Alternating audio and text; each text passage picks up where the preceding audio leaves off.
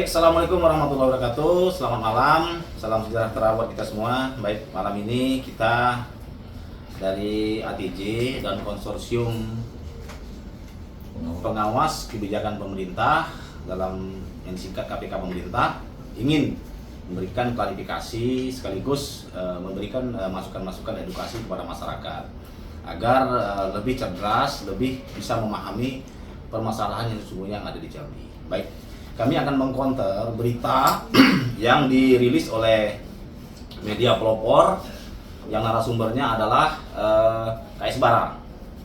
KS Bara ini sudah beberapa kali menulis berita tanpa narasumber yang jelas, tanpa fakta. Ini adalah hoax.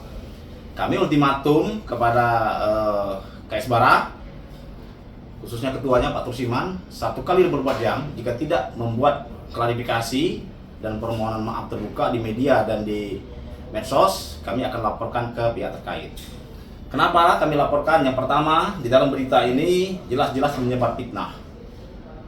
Adanya dugaan permainan kong kali kong antara ATJ dan Dirlantas. Ini sudah merusak citra Dirlantas Polda Jambi dan kami sebagai ATJ.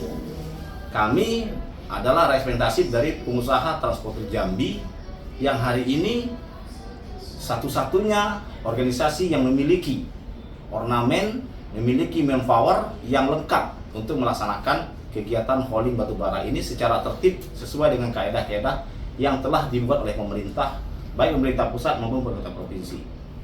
Yang pertama. Yang kedua, kami juga menyampaikan, kami agak geli dan lucu sebenarnya. Sebenarnya kami nggak mau sebenarnya menggubris berita Pak Tursiman ini. Kenapa? Ya ini remeh-temeh sebenarnya, dan ya mohon maaf kayaknya dia numpang tenar lah. Numpang tenar dengan kita ATJ yang lagi booming, yang lagi tenar ya kan. Ternyata ya Bapak Ibu sekalian, Pak Tursiman ini karena ATJ sebelum saya masuk pernah membuat sayembara pemilihan ketua ATJ. Beliau tuh menyalonkan diri nomor 1 di Pak Tursiman, boleh dibuka di webnya ATJ. Boleh dibuka tuh online. Ini dia daftar Pak, tidak lulus. Nah, mungkin ya dia sakit hati dengan saya, makanya ATJ itu diserang-serang terus sama dia kan. Nah jadi di formulir pendaftaran juga didaftarkan, lihat nih Pak ada. Nah jadi mungkinlah beliau ini nyerang-nyerang ATJ terus karena pengen sakit hati gitu ya. Ya Pak Tursiman, saya sarankan jaga hati Pak Tursiman karena ini demi kebaikan bersama. Selanjutnya saya akan menjelaskan kenapa ATJ bersama konsorsium pengawal kebijakan pemerintah KPK itu berani melaksanakan kegiatan-kegiatan yang dalam hari ini mewakili pemerintah yang hari ini belum hadir. Kenapa belum hadir? Karena memang terkait dana dan biaya dan tidak terencana. Kami adalah pemegang surat kuasa dari 33 perusahaan. Ini ada terlampir. Ini semua berstempel, bertanda tangan. Ya, di dalam poin-poinnya nanti saya kasih. Ini memberikan kuasa penuh kepada kami untuk melaksanakan rekomendasi KSP. Ya, jadi Bapak nanti lihat bisa dibuka di Google. Ini ada rekomendasi Kantor Staf Kepresidenan Republik Indonesia Deputi 1. Tanggal 28 April 2023. Saya ceritakan singkat. Sebelumnya batubara di Jambi ditutup total, tidak boleh melaksanakan hauling di jalan umum. Kenapa? Telah mengganggu, meresahkan, merusak jalan yang dananya tidak kecil. Tapi pada saat itu pemerintah provinsi harus adil. Kenapa? Perusahaan batubara di Jambi telah memiliki izin resmi dan ini menjadi pemasukan besar bagi negara, bagi Jambi. Batubara hari ini menjadi pemasok devisa terbesar, bahkan mungkin nomor 1 ya di Indonesia ini untuk menghasilkan devisa negara. Makanya Pak Presiden, pemerintah harus tetap menjaga investasi ini berjalan baik. Dan kenapa hari ini Pak Gubernur masih mempertahankan batubara eksis di Jambi? Karena efek multiplier efek dari batubara ini sangat luar biasa Bapak Ibu. Saya analogikan satu saja. Kondisi hari ini batubara di Jambi hanya boleh berjalan 4.000 mobil yang lewat Talanduku ya, Talanduku dan Niaso. Kalau 4.000 mobil dikalikan 10 ton, artinya 40.000 ton. 40.000 ton, ambil kita angka paling murah. Itu angkanya adalah Rp400. Rp400 dikali 40.000 ton, itu duitnya berapa? 16 miliar. 16 miliar itu berdampak sangat signifikan terhadap ekonomi makro di Jambi. Makanya tetap ditahankan. Ini kita butuh penjelasan secara ilmuwan, secara ekonomi. Nanti mungkin pemerintah lah bidang ekonomi menjelaskan ini secara gamblang. Kenapa Jambi kebal terhadap inflasi? Yaitu tadi, karena ekonomi makro masih berjalan, masih bergeliat dengan baik. Multiplier efeknya dari batu bara ini, banyak sekali orang yang bekerja di batu bara ini. Pertama itu ya pemilik tambang, transportir, sopir, rumah makan, terus ke bawah, itu terus berjalan dengan adanya kegiatan hauling batu bara, kegiatan ada tambang batu bara. Makanya betul-betul batu bara masih menjadi komoditi unggulan di Provinsi Jambi di samping perkebunan. Nah, saya akan bacakan poin-poin besar yang ada di rekomendasi KSP. Yang pertama adalah harus membatasi jumlah armada. Jumlah armada itu hanya dibatasi 4.000. Karena lebih dari 4.000 itu akan menyebabkan kemacetan di Kota Jambi dan Muara Jambi. Makanya dibatasi. Bagaimana membatasinya? Ya dengan sistem simpang bara yang sudah digagas oleh Polda Jambi dan dapat penghargaan. Nah, jadi gagasan ini kami sebagai asosiasi meng-hire sistem ini untuk ikut membantu program kerjanya kepolisian dan Dishub dalam menata tata kelola batu bara ini. 4.000 mobil bagaimana kalau dengan tidak sistem digital, tidak bisa terpantau, Pak. Makanya kita untuk melaksanakan. Satu. Yang kedua, membatasi jumlah tonase. Juga bisa diawasi secara digital. Itu kita yang punya. Berikutnya lagi, dalam rekomendasi itu pengusaha batu bara wajib menyiapkan alat berat. Nah, itu yang lain tidak ada hari ini. Asosiasi manapun tidak ada. Pengusaha juga tidak ada. Belum siap. Kita siapkan alat berat. Berikutnya lagi, menyiapkan material di titik-titik rawan dan menimbun jalan itu yang rusak-rusak. Itu sudah kita lakukan. Nah, itu kita yang ada. Berikutnya lagi, menyiapkan satgas. Satgas kita sudah punya. Kita punya satgas, bahkan data yang kita punya itu 10 orang per desa. Nah, ini sudah kita koordinasikan. Bahkan kita sudah berkoordinasi dengan banyak pihak, dengan desa, dengan kodim nantinya, dengan kepala desa, dengan tokoh pemuda, tokoh masyarakat, dan mereka udah bekerja menjaga kampungnya masing-masing. Nah, jadi rekomendasi ini yang menjadi landasan dasar untuk melaksanakan tambang di Batuara. Pernyataan dari 33 perusahaan memberikan kuasa dan menyatakan kepada kami untuk melaksanakan apa yang menjadi rekomendasi KSP tersebut. Nah, itulah menjadi dasar kami. Ini ditandatangani dan dileges di notaris. Jadi ini menjadi dasar kami untuk melaksanakan kegiatan. Jadi kalau mereka menanyakan payung hukum, kami lucu juga, belajar hukum lagi lah. Kalau perjanjian B2B antara perusahaan dengan perorangan pun boleh, apalagi dengan perusahaan dan organisasi untuk melaksanakan kegiatan kebaikan. Dari sini muncul ada dana yang muncul 50.000 per ton per mobil itu wacana Bapak Ibu. Dan itu sudah kita diskusikan berapa kali rapat. Dana itu muncul bukan dari kami, itu muncul dari perusahaan batu bara. Bahkan dulu pertama kali saya masuk di ATJ ini itu 100.000 Pak.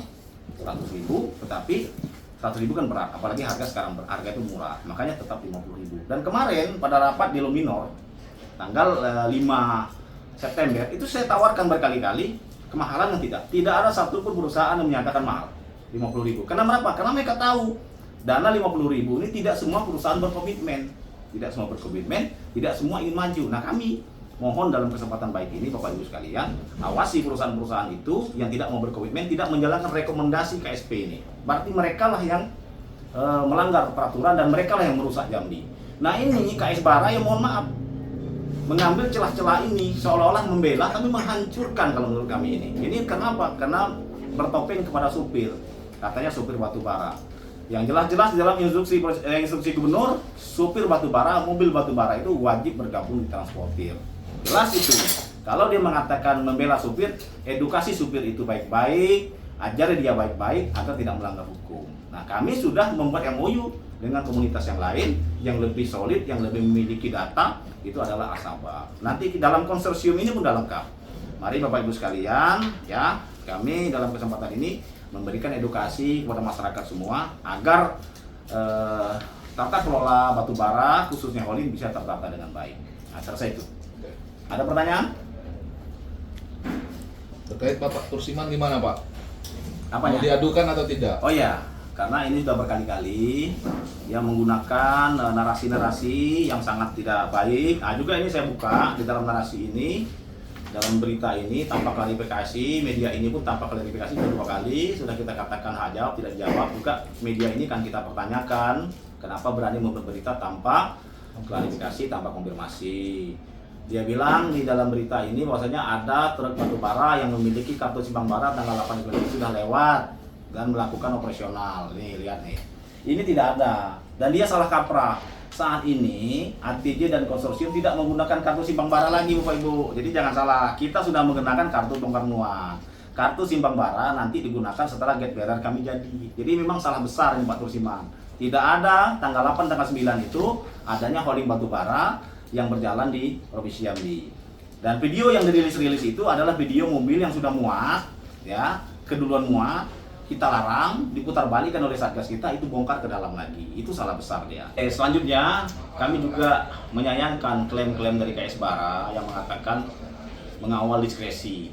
Ini klaim. Boleh Bapak Ibu perhatikan supir-supir, tidak ada satu surat pun permohonan dia untuk membuka diskresi.